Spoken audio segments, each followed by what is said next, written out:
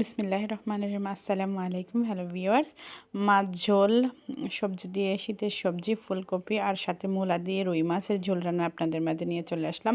এ ফাঁকে পটলগুলো একটু ভেজে নিচ্ছি।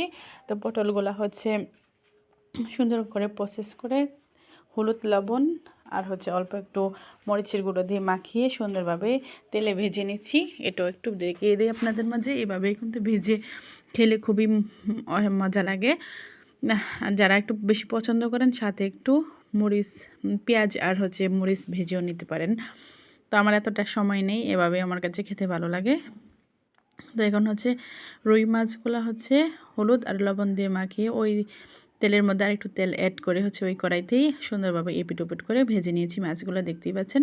এখন সুন্দরভাবে রান্নায় চলে যাচ্ছি। মাছের তেলগুলো আর অল্প একটু তেল দিয়ে, যেহেতু আমরা এত মধ্যবিত্ত ফ্যামিলির বলতে কি সবাই এখন হিসাব করে খাওয়াটা অনেক ভালো, যতটুকু লাগে ততটুকুই। আর বিশেষ করে বেশি করে তেল দেওয়া হেলথের জন্য অনেকটাই ক্ষতিকর, যতটুকু লাগে ততটুকুই।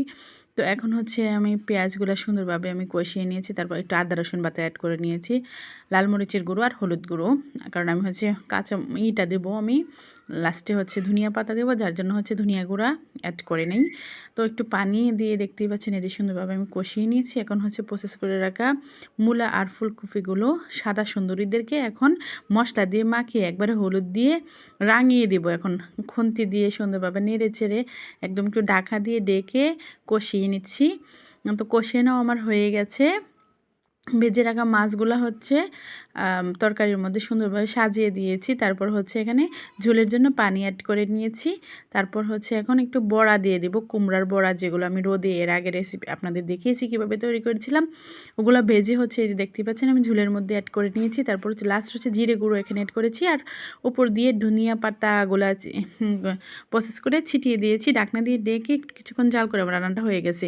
ভালো লাগলে অবশ্যই পেজের পাশে থাকবেন এবং লাইক কমেন্ট শেয়ার করবেন। আজকের মতো এখানে, আল্লাহ হাফিজ।